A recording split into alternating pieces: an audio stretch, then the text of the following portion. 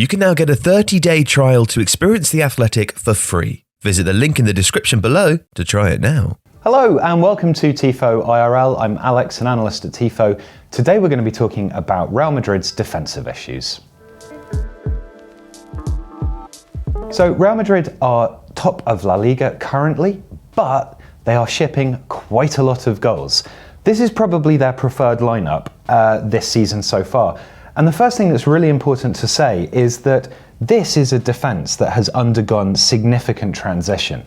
Obviously, Carlo Ancelotti has come in to manage them this season, but they've lost Sergio Ramos, they've lost Raphael Varane, and Alaba's come in on a free. Militao was there for a while, or has been there for a while, but he's come into the team properly now. They've also had significant issues at fullback. So while Carvajal and Mendy are almost certainly the first choices, a lot of the time this season so far, they've not been available. So we've had players like Vasquez playing here at right back.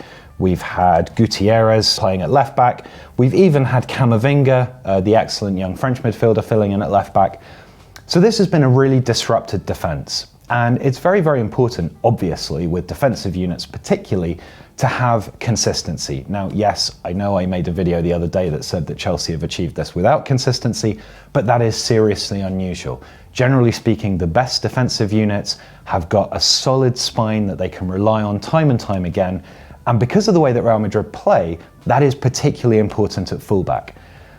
Obviously, it's worth here noting as well that Sergio Ramos has gone. Now, Sergio Ramos was obviously a very, very good player for Real Madrid. He won 22 titles or 22 competitions, including 4, I think, Champions Leagues, 5 La Ligas. But he was much, much more than that. This was a talismanic figure in the dressing room, the kind of player who could take on the club president, who could take on managers, who his teammates really, really rallied around. And I think it's hard to understate the absence. Now, David Alaba is a very, very good player who can do some of the things that Ramos does in terms of bringing the ball out of defence, in terms of setting a high line and so on. But Real Madrid really haven't replaced that kind of leadership in the dressing room. And it's very, very difficult to say that some of these defensive issues aren't directly related to that. Obviously as well, Raphael Varane, very, very good defender, very quick, athletic, good at covering into the wide areas behind these advancing fullbacks. And again, that's a significant loss. Now, Ancelotti's come in and he hasn't really made that many tactical changes from Zinedine Zidane, but pressing is now something that Real Madrid are trying to do a little bit more. And that's part of what's causing them problems, because this midfield three of Kroos, Modric and Casemiro, excellent players on the ball, but it's really only Casemiro who's got that kind of defensive shuttling side. These guys are much more about getting into advanced areas here, trying to work the ball through, trying to create passes for players like Vinicius Jr. to get in on, or feed Benzema, who's dropping off, who's then playing it into the wide areas. And obviously, their ability to control the ball and control the tempo allows Real Madrid to sustain pressure, and that does help them, although earlier in the season when they weren't available, that was one of the reasons that Madrid were struggling to control games. But because they like to push up relatively high and try and dominate this space, plus you have the wing-backs getting higher up the pitch to try and look for overlaps, particularly on this left-hand side, what that means is that sometimes Real Madrid's spacing is really quite bad. They are looking to play a high line, which is something that Ancelotti wants to do generally, but also wants to do in order to keep the pressure on opposition teams. And Casemiro sort of feels like he needs to stay back here as an anchor, but if they're in a period of sustained possession, almost everybody else is up here. And then you can get these quite almost exaggerated gaps in the centre of the pitch between Real Madrid's attacking and midfield line here and their defensive line here. Now, Militao and Alaba, they're not bad at this. Alaba's pretty good at defending, but what it does mean is that if teams can breach this space here with a couple of quick passes, it doesn't take much for teams to then get in behind. And even with Alaba's recovery pace here, one quick ball across like that, and if this guy's not switched on or this guy's not switched on, players are in space. And Real Madrid have actually conceded quite a few goals this season from exactly this kind of situation. Because the spacing is bad, it's easy to play through them. That then isolates the central defenders or the defensive midfielder. One mistake, one like soft clearance, that kind of thing, teams are sweeping through.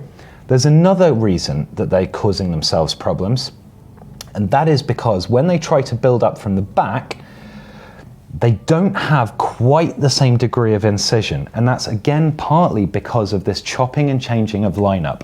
It's because the fullbacks are in and out of the team, it's because the midfield has been unsettled earlier in the season, and what that means is those sorts of patterns, those kinds of rehearsed moves that allow teams to build up under pressure like this, because teams know that they can press Real Madrid in this part of the pitch as long as they then scurry backwards, that makes them quite vulnerable to pressing. So if Courtois is trying to play it out here, Militao, he's going to look for that pass or that pass here. But if teams are aggressive and they're pushing up like this, Real Madrid are already thinking about, oh, well, we're going to bypass this line of pressure. Let's get these guys forwards.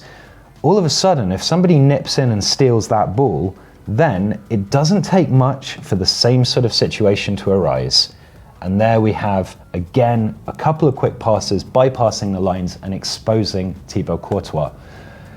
So Real Madrid basically have this kind of double problem, that they can't push up and defend with a high line and constant pressure in the way they quite want to, because there's ragged spacing between the midfield and the defensive line, and that exposes them to counterattacks. And they also are struggling to build up with quite the same degree of finesse and control that they had previously. Is this a coaching problem? Well, it's very hard to lay the blame entirely at Ancelotti's door, because he's a very experienced coach. He's inherited a strong side, and he knows how to, manage these sorts of players. He's experienced at the highest level, and tactically, he's very, very good at creating quite a straightforward template and working that towards the strengths and weaknesses of his players. The issue that Real Madrid have is this transition in the back line. When a new coach comes in, it's going to be a lot easier for him to work with an established set of players, particularly in a defensive unit, particularly with, again, that link to the midfield, so that those pressing patterns are there and those build-up patterns are there. And instead what he's found is a situation where his two absolutely key centre-backs have left the club, and his first choice fullbacks have barely been fit this season. And that makes it incredibly hard for him. Real Madrid have got the 39th worst XG against in Europe's top 5 leagues so far this season, with 12 to 14 games played. And as I've made a point in another video, they are scoring lots and lots of goals at the moment in order to compensate for that. Well, not in order to, they're doing it because they want to score lots of goals, but it is currently compensating for it. The issue that Ancelotti has is that if they're wildly overperforming their XG, which they are, that might drop off. And if they don't steady the ship defensively, that's going to then start causing them problems. They've got a couple of big games coming up, Sevilla at the weekend, maybe this video will come out after that. But it's really worth paying attention to both ends of the pitch with Real Madrid. If they can't sustain this hot streak in finishing, and their defensive issues continue to be a problem, which may adjust because Mendy and Carvajal are back, but could persist, then Real Madrid's title challenge potentially could falter. And that's going to be a really difficult thing for Ancelotti and the Real Madrid fans to handle.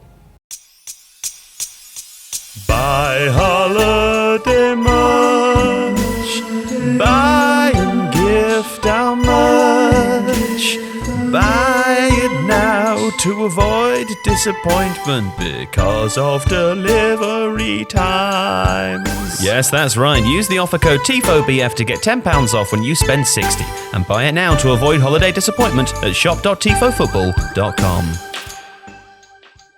If you like this video, please consider subscribing to the channel. The Athletic is home to some of the world's best sports journalists, including David Ornstein, Daniel Taylor, Ollie Kay, Amy Lawrence and Rafa Honigstein.